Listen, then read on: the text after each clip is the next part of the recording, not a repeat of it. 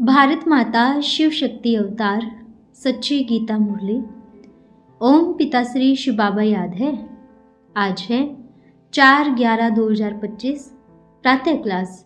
Revise date है 9/6/1968। ओम नमः शिवाय। आज बाबा ने कहा, मेरे समझदार बच्चे, जी बाबा, मनुष्य गंगा स्नान पावन बनने के लिए करते हैं, फिर इतना यज्ञ तप तीर्थ आदि क्यों करते हैं? गंगा स्नान से पावन बन गए, फिर यहाँ तो रह न सके, फिर यह वेद शास्त्र आदि भी क्यों पढ़ते? वेद पढ़ने से कोई पावन बन नहीं सकते हैं, तो कितना मूंझे हुए हैं। भक्ति मार्ग में मनुष्यों की बुद्धि चलती ही नहीं है, डंब हो जाती है। ओम नमः शिवाय। बच्चे समझते हैं हम स्टूडेंट हैं, बाप के स्टूडेंट्स। क्या पढ़ रहे हो? हम मनुष्य से देवता बनने के लिए ट्यूशन पढ़ रहे हैं।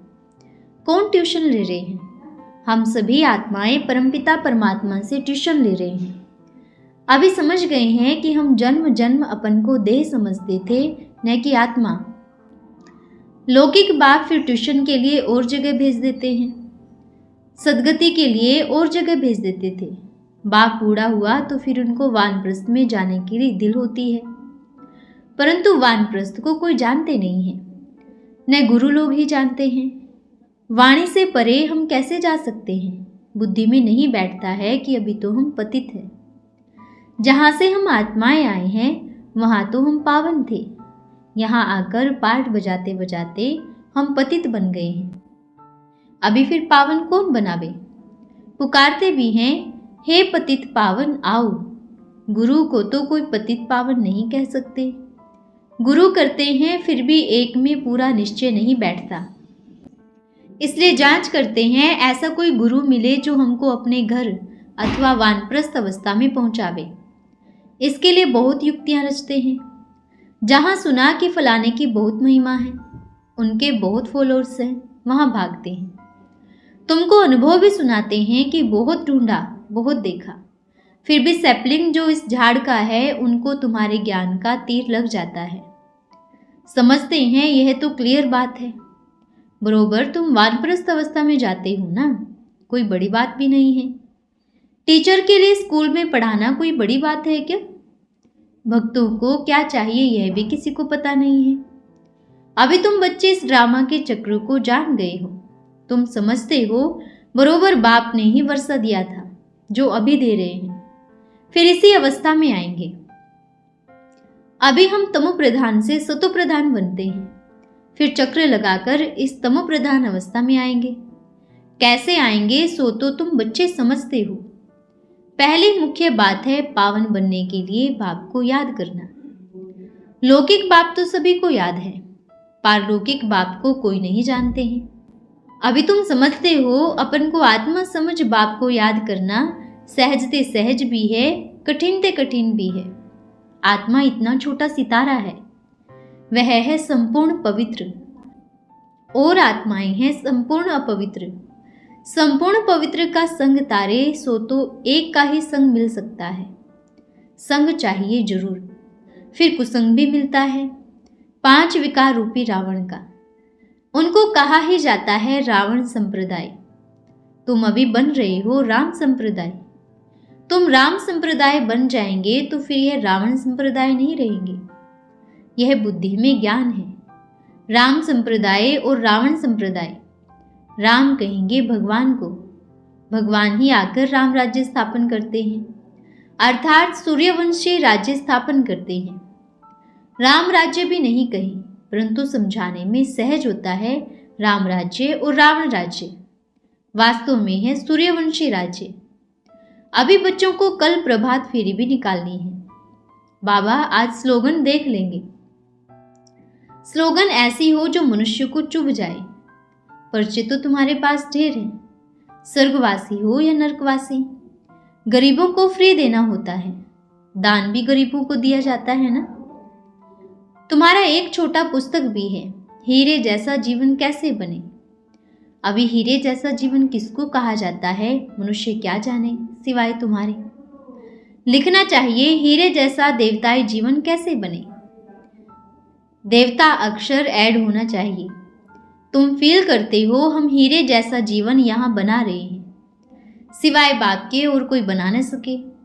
किताब है बहुत अच्छा, इसमें सिर्फ एक अक्षर ऐड कर दो, नहीं तो मनुष्य समझेंगे, कहेंगे क्या हम हीरे बन जाएंगे।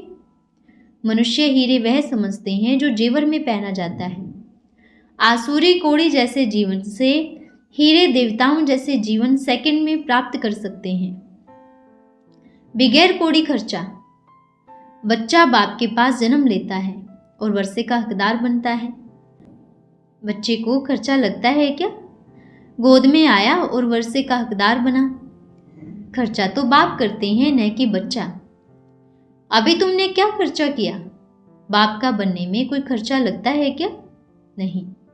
जैसे लौकिक बाप से वर्षा लेने में खर्चा नहीं लगता है, वैसे पारलौकिक बाप भी वर्षा लेने में खर्चा नहीं लगता है। यह तो बाप बैठ पढ़ाते हैं, पढ़ाकर तुमको यह देवता बनाते हैं। तुम कोई छोटे बच्चे तो नहीं हो, बड़े हो। बाप का बनने से बाप राय देते हैं, तुमको अपनी राजधानी स्थापन करनी है, इसमें पवित्र जरूर बनना है। खर्चा तो कुछ भी नहीं लगता। गंगा पर जाते हैं स्नान करने, तीर्थों पर जाते हैं, खर्चा तो करेंगे ना। तुमको बाप का निश्चय हुआ, खर्चा लगा क्या? तुम्हारे पास सेंटर्स पर आते हैं, तुम उनको कहते हो अभी बेहद के बाप का वर्षा लो, बाप को याद करो। बाबा है ना।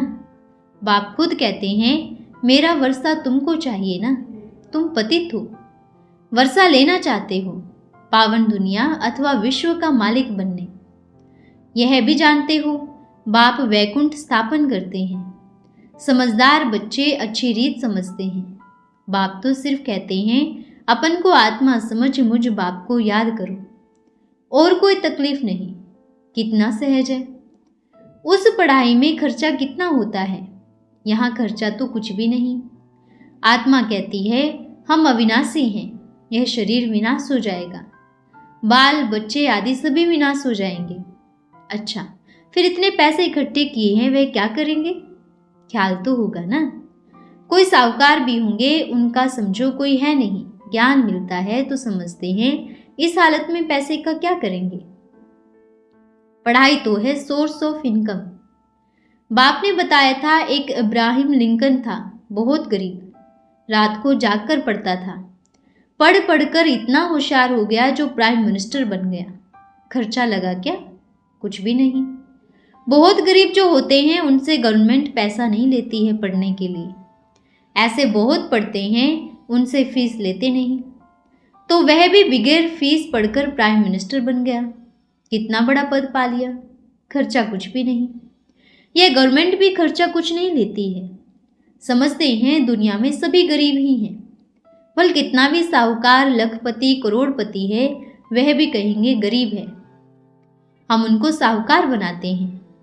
भल धन कितना हो, तुम जानते हो यह तो बाकी थोड़े दिन के लिए है, यह भी मिट्टी में मिल जाएगा। तो गरीब ठहरा ना। सारा मदार है पढ़ाई पर। बाप बच्चों से पढ़ाई का क्या लेंगे? बाप तो दाता मालिक है। बच्चे जानते हैं हम भविष्य में यह बनेंगे। तुम कहेंगे इन्हों का राज्य ही नहीं, तो फिर बनेंगे कैसे? अरे मैं आया हूं यह स्थापन करने के लिए। बैच में भी यही समझानी है। नए नए स्टूडेंट्स निकलते रहते हैं। शिव बाबा कहते हैं हमारे में जो आत्मा है उनमें भी तो पार्ट नूंदा हुआ है। जो विकारी पतित बने हैं उसको हम आकर पावन बनाते हैं, पार्ट बजाते हैं, कोई नई बात थोड़ी है। ये तो जानते हो 5000 वर्ष पहले भी बाप ने विश्व की बादशाही दी थी। मुख्य बात बाप कहते हैं बच्चे मामेकम याद करो। सम्मुख कहते हैं रथ मिल गया तो बाप भी आ गया। रथ तो जरूर एक फिक्स होगा ना, बदली थोड़ी ही हो सकता है। यह बना बनाया ड्रामा है, बदली हो नहीं सकता। कहते हैं यह जवाहरी कैसे प्रजापिता ब्रह्मा बनेगा। समझते हैं यह तो जवाहरी था। ज्वार एक होती है बनावटी और दूसरी होती है सच्ची। इसमें भी सच्चा जवाहरात बाप देते हैं, तो फिर वे क्या काम आएंगे? यह है ज्ञान रत्न। इनके सामने उन जवाहरात की कोई मूल्य नहीं। यह भी जवाहरी था, परंतु जब यह रत्न मिला तो समझा यह जवाहरात कोई काम का नहीं। यह अविनाशी ज्ञान रत्न 1-2 लाख रुपए का है। कितने तुमको रत्न मिलते हैं, यह ज्ञान ही सच्चे बन जाते हैं। तुम जानते हो बाप यह रत्न देते हैं झोली भरने के लिए। यह मुफ्त में मिलती है, खर्चा कुछ भी नहीं। वहाँ छतों दीवालों में भी हीरे लगे रहते हैं। उनकी कीमत क्या होगी, वेल्थ बाद में होती है। वहाँ तो हीरे जवाहर भी तुम्हारे लिए कुछ नहीं है। यह तो बच्चों को निश्चय होना चाहिए, मूंझने की दरकार ही नहीं। बाबा ने समझाया है, यह रूप भी बसंत भी है, बाबा का छोटा सा रूप है। उनको ज्ञान का सागर कहा जाता है। यह ज्ञान रत्न है जिससे तुम बहुत धनवान बनेंगे। बाकी कोई अमृत व पानी आदि की बात ही नहीं। पढ़ाई में पानी की बात नहीं होती, पावन बनने में खर्चे की बात नहीं। तुम ज्ञान सागर के कंठे पर बैठे हो, यह उस पानी में स्नान करते हैं। तुम यहाँ यह ज्ञान रत्न लेते हो तो भेंट करो। वही हरिद्वार में क्या क्या लगा पड़ा है, कितने बैठे हुए होते हैं गंगा स्नान करने। इनमें तो शास्त्र आदि पढ़ने करने की कुछ भी दरकार नहीं, पावन बनना है ना। अच्छा, जबकि गंगा स्नान पावन बनने के लिए करते हैं, फिर इतना यज्ञ तप तीर्थ आदि क्यों करते हैं? गंगा स्नान से पावन बन गए, फिर यहाँ तो रह न सके। फिर यह वेद शास्त्र आदि क्यों पढ़ते? वेद पढ़ने से कोई पावन नहीं बन सकते हैं। कितना मूंझे हुए हैं। भक्ति मार्ग में मनुष्यों की बुद्धि चलती ही नहीं है, डम हो जाती है। तुमको अभी विवेक मिला है, समझते हो पतित पावन तो एक ही बाप है। बाकी यज्ञ तप तीर्थ व्रत गंगा स्नान वेद शास्त्र आदि पढ़ने से क्या फायदा? तुम पुकारते भी हो कि आकर पावन बनाओ, फिर इन शास्त्रों आदि में क्या रखा है? अपने योग बल से पावन बन रहे हो। जानते हो हम पावन बन पावन दुनिया में चले जाएंगे। अभी राइट यह है व वह है। इन सभी बातों में बुद्धि चलनी चाहिए। ड्रामा में यह भक्ति का पार्ट भी होने का ही है। बाप कहते हैं अभी तुमको पावन बन पावन दुनिया में चलना है। जो पावन बनेंगे वही पावन दुनिया में जाएंगे। वहां तो कोई पतित होगा ही नहीं, बाकी नदी तो है ही। मनुष्यों को भक्ति में शौक कितना है, कितने वेद शास्त्र आदि पढ़ते हैं और ही भक्ति के दुबण में जाकर फंस पड़ते हैं। अंधश्रद्धा वाली भक्ति की कीचड़ है ना। सबसे बड़ी कीचड़ है विकार की, जिसमें गले तक सभी फंसे हुए हैं। जो यहाँ के सैपलिंग हो गए वह निकल आएंगे, बाकी थोड़े ही समझेंगे। वह तो दुबड़ में ही फंसे रहेंगे। जब सुनेंगे तब पिछाड़े में कहेंगे, ओहो प्रभु तेरी लीला अपरंपार। आप पुरानी दुनिया को नई कैसे बनाते हो? तुम्हारा यह ज्ञान अखबारों में बहुत बहुत जाएगा। अखबार में रंगीन डाल दो और लिख दो, शिव बाबा प्रजापिता ब्रह्मा द्वारा पढ़ाकर स्वर्ग का मालिक यह लक्ष्मी नारायण बनाते हैं। कैसे? याद की यात्रा से। याद करते करते तुम्हारी कट उतर जाएगी। पूछते हैं ना रास्ता बताओ, तो तुम खड़े खड़े सभी को रास्ता बताओ। बाप कहते हैं माँ कम याद करो, अपन को आत्मा समझो। घड़ी घड़ी यह याद दिलाकर फिर देखो इनका चेहरा कुछ बदलता है, नयन पानी से भीगते हैं, तब समझो कुछ बुद्धि में बैठा है। पहले पहले समझानी ही है यह एक बात। 5000 वर्ष पहले भी बाप ने कहा है मामेकम याद करो। शिव बाबा आया था तब तो शिव जयंती मनाते हैं ना। भारत भी स्वर्ग बनाने के लिए यही समझाया जाता था, मामेकम याद करो तो तुम पावन बन जाएंगे। छोटी छोटी बच्चियां भी ऐसे बैठ सुनावे हैं। बेहद का बाबा शिव बाबा भी समझाते हैं। बाबा अक्षर बहुत मीठा लगता है, बाबा और वर्षा। इतना निश्चय में बच्चों को रहना है। यह है ही मनुष्य से देवता बनने की संस्था। देवता होते ही हैं पावन। अब बाप कहते हैं अपन को आत्मा समझ मुझे याद करो। मन मना भव अक्सर सुने हैं, न सुने हो तो बाप सुनाते हैं। बाप कहते हैं मैं ही पतित पावन हूं, मुझे याद करो तो तुम्हारी खाद निकल जाएगी, फिर सतो प्रधान बन जाएंगे। मेहनत ही यह है। योग के लिए तो सभी कह देते बहुत अच्छा है, परंतु प्राचीन योग की बात को कोई नहीं जानते। पावन बनने की बात तुम सुनाते हो तो भी सुनते नहीं।